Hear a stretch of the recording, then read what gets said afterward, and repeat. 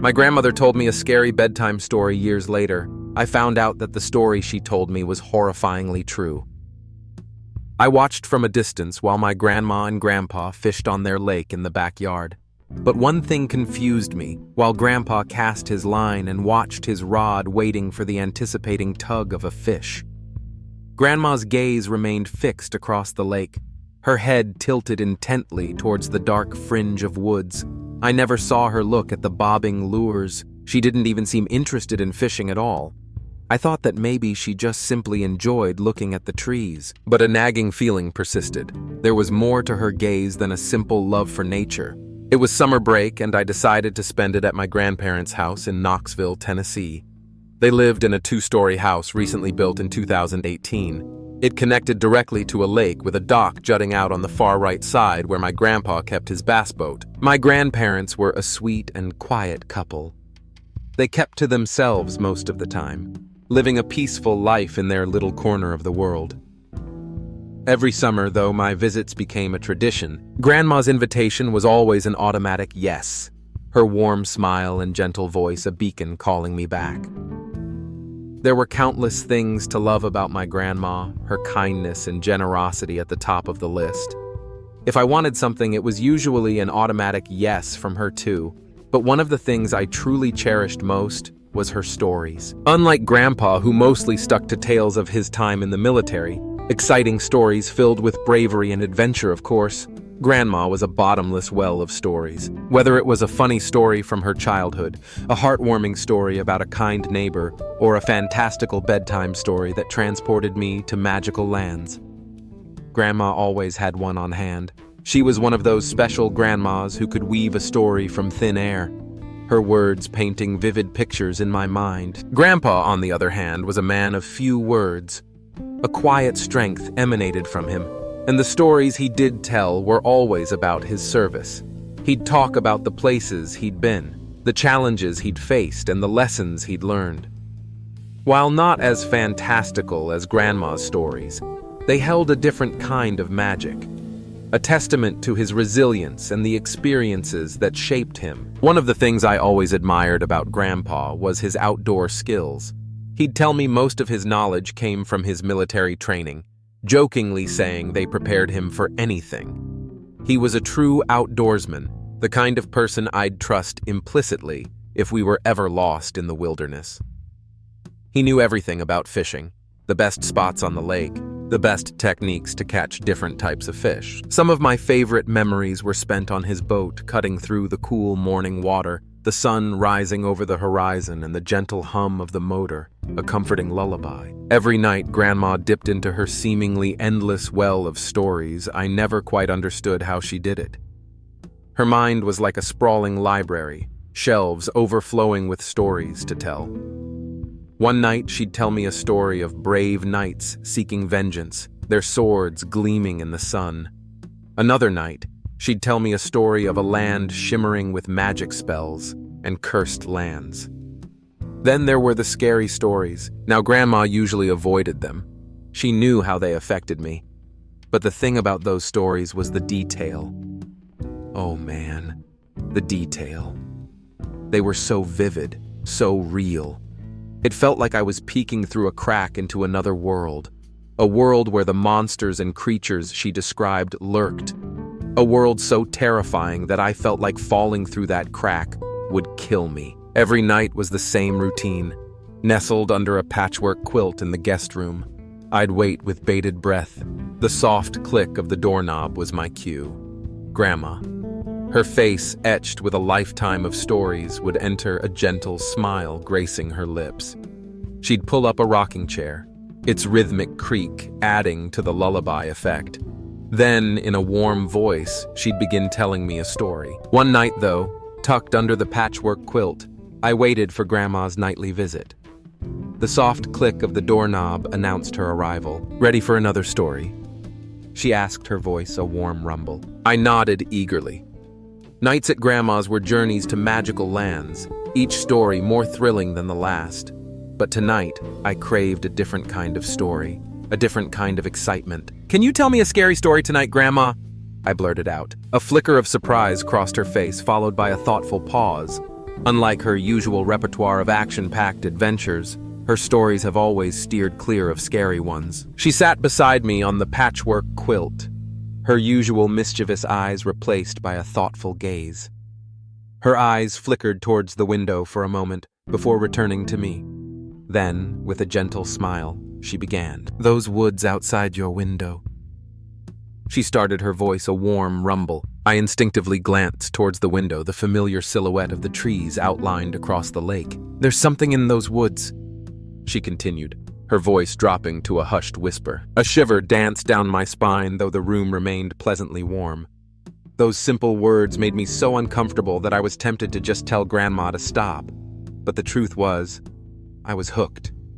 Grandma did tell me scary stories on rare occasions, but they were always fictional, completely disconnected from the real world. She continued. "Every 7 years it comes out of those woods. It emerges a creature that's been on this earth for thousands of years. It crawls on all fours. It hunts a silent predator, searching for its prey." I began to tense up a little. The room remained quiet, but the air felt heavy. "Its body is like a man, but twisted and contorted," she murmured, "and its limbs elongated, reaching out at odd angles. Its skin is black as coal, making it difficult to spot during the night." I swallowed hard, my eyes instinctively drawn back to the window. The trees, once comforting, now seemed to writhe with unseen shadows. "But the worst part," she continued, her voice barely a tremor, "is its eyes, multiple eyes scattered across its head like a spider. They pierce the darkness, searching for an unsuspecting victim." She continued, her voice a hushed whisper sending shivers down my spine. "Sometimes if it has trouble finding prey, it ventures closer, closer to houses searching for unlocked windows." My breath caught in my throat. The image of eyes peering through the glass sent a jolt of terror through me. "If it finds an opening," she murmured, "it will crawl inside and snatch the closest person to it, dragging them back to the woods." I squeezed my eyes shut, the warmth of the quilt a poor barrier against the sudden chill. "It keeps its victims alive for 7 long years, she whispered, "feeding off them slowly until the hunger returns and it's time to hunt once more." My grip tightened on the blanket and my knuckles were white. A cold sweat was dripping down my skin. "But don't you worry," she said, her voice gentling. "As long as we keep the windows locked, we'll be safe. And don't forget to do the same at your mom's house." She rose from the quilt, her smile strained at the edges, a smile meant to reassure, but one that couldn't hide the sliver of unease in her eyes. Her movements seemed slow and deliberate as she walked towards the window. My eyes followed her, my heart hammering a frantic rhythm against my ribs. She stared out of the window for a moment, as if checking to make sure the thing wasn't around, and then she checked to make sure the window was locked. Just as she was about to turn away, I blurted out, unable to contain the question that had lodged itself in my throat. "Grandma, have you ever seen it?" She paused for a few moments, a flicker of something unreadable crossing her face, before a reassuring smile crept onto her lips. She didn't answer me. She simply leaned down and kissed my forehead, a gesture filled with a strange intensity. "Good night, darling," she whispered. Then with a gentle click, she shut my door behind her. I was awake for most of that night, staring at the darkened window pane. The familiar silhouette of the woods outside now held a new kind of terror. I kept wondering if I would see that face my grandma described, a face with multiple eyes staring back at me. Eventually exhausted from fear and lack of sleep, my eyelids drifted shut, and I finally drifted off. While I slept, I dreamt of its form shifting and writhing in the darkness. I ran, my legs pumping, but it was like I was running on ice. Panic seized me as the figure lunged, its long arms wrapping around my legs. It dragged me a rag doll through the grass, the stench of damp grass filling my nostrils. The woods grew bigger as the thing dragged me there, its jagged edges threatening to devour me whole. I tried to scream, but no sound came out. Just as the branches of the trees were about to engulf me, I jolted awake, gasping for breath. Light streamed through the window, painting familiar shapes on the ceiling. The room held a peaceful stillness. It took several deep breaths to slow the pounding of my heart. Relief washed over me, chasing away the lingering dread. Since that night, despite Grandma's steady stream of new stories, the creature in the woods has remained a constant shadow in the corner of my mind. Thankfully, The nightmares, those terrifying chases through endless woods, didn't last. Slowly, the story faded from memory. A few years later, a different kind of darkness descended upon our family. Cancer, a cruel, selfish thief, stole my grandmother's health bit by bit. She fought for months, but in the end, the disease won. It left a hole in our lives, especially for Grandpa. Now he lives alone. The silence of the house, heavy with her absence. Talking about her seems to bring a fresh wave of pain etched deep into the lines on his face. Sometimes he murmurs about just waiting for his turn to join her. It's a heartbreaking sight. A man transformed into a solitary figure, simply waiting to die. That year was a blur of grief, a dark tunnel we all had to navigate. But with the love and support of family and friends, we eventually managed to pull through. With each passing year, the grief lessened, but Grandma's memory remained. Then, after another few years during my senior year in high school, something happened. I walked into the house after a long day. The familiar scent of an empty house greeted me. Mom had already left for work. Pulling my backpack onto my bed, I pulled out my books and settled in for an evening of homework, studying and the occasional break to watch TV. I shut off the TV, changed into my pajamas, and crawled into bed. Sleep, however, remained elusive. My mind was a tangled mess, tossing and turning over the events of the day. Finally, I peeked at the clock on my desk, its green glow reading almost 3:00 a.m. Just then a sound shattered the silence, a sharp tap that echoed through the room. My eyes flew open, snapping towards the window. A wave of ice washed over me, freezing my blood solid. Memories of Grandma's story flooded back the creature the woods. There, pressed against the glass, was a form that blocked most of the moonlight from filtering in. If not for the sliver of moonlight peeking in around what was blocking it, I wouldn't have been able to see it at all. Its human-shaped body pressed against the window and across its head. I could have sworn I saw movement, a flicker like multiple tiny insects scurrying across its flesh. Then a horrifying realization dawned on me. They weren't insects. They were eyelids. Eyelids flickering open and shut, scanning my room with frantic urgency. My breath hitched. Was this a dream? Just then, a shadowy limb, long and impossibly thin, snaked out towards the base of my window. Had I locked the window? The sickening sound of the window as the glass began to slide up hit my ears. Terror choked and screamed in my throat. There are woods behind my mom's house too, and a sickening realization dawned on me. This wasn't just a story. It was real, and it was here. Adrenaline surged through me, and my flight or fight responses kicked in. I threw myself out of bed in a desperate scramble. My feet pounded the floor as I bolted towards the door, flinging it open, but my escape was cut short. The door slammed shut in my face, the force of it throwing me backward. A strangled cry escaped my lips as a wave of terror washed over me. My body locked up and every muscle seized in a silent scream. Somehow it was now in my room that fast it was no longer at the window. It was now above me.